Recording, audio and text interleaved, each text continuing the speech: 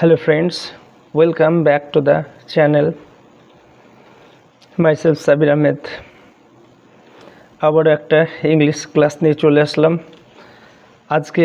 Today I will teach you step 2।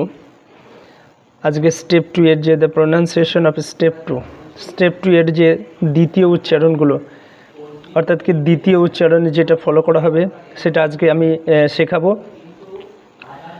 Myself Sabir Ahmed. My channel is EE space grammar space 6065। আবারও বলছি EE space grammar space 6065। Okay, so let us discuss.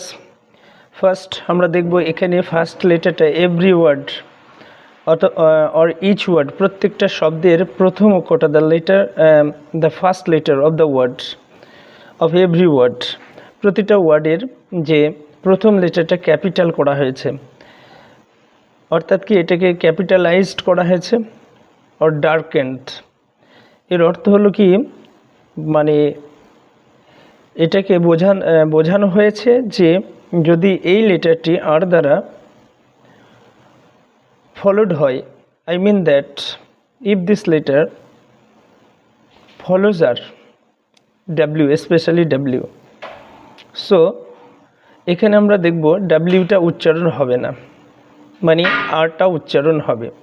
তো নিচে লিখে দেওয়া হয়েছে, একটা clue আছে, ক্লুতে বলা হচ্ছে যে W প্লাস আর। এখানে আমরা ক্রস সাইন দিয়ে দেখিয়েছি অথবা দেখানো হয়েছে যে this is wrong and next R is right, অর্থাৎ কি at the top of the R এর উপরে কি একটা টিক দেওয়া হয়েছে, আর tick is given at the top of the R. তাহলে এখানে আর লেটারের উপরে একটা টিক দেওয়া হয়েছে, অর্থাৎ কি দিস ইজ রাইট। তাহলে আমরা এই শব্দগুলো দেখব। তাহলে প্রথমটা দেখব যে ডাব্লিউর উচ্চারণটা হবে না, অর্থাৎ it will be wrestle, wreck, wrong, write, wrap, wrest, wring, wrench, wrong, রেদ।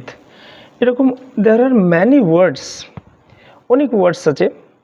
There are many words same as or similar pronunciation which contain similar pronunciation. আমরা আরও বেশি শিখব নেক্সট আগামী কালকে। আমরা স্টেপ 3 নিয়ে স্টেপ 3 যে রুলস সেটা শিখব। এরকম অজস্র রুলস আছে। আশা রাখছি প্রতিদিন ডে টু ডে ক্লাসে অ্যাটেন্ড থাকলে ক্লাসে আমরা অনায়াসে এই রুলসগুলো শিখে নেব, এবং তারপরে আমরা যে কী করে শব্দগুলো তৈরি করি, কীভাবে শব্দের মিনিংগুলো হয়, তারপরে আমরা সেন্টেন্স শিখব। Okay, thank you very much. Thanks for watching my video. Thanks for watching my class and thanks for joining my class. Okay, thank you. Bye bye. Myself Sabir Ahmed. My channel is EE Grammar 6065.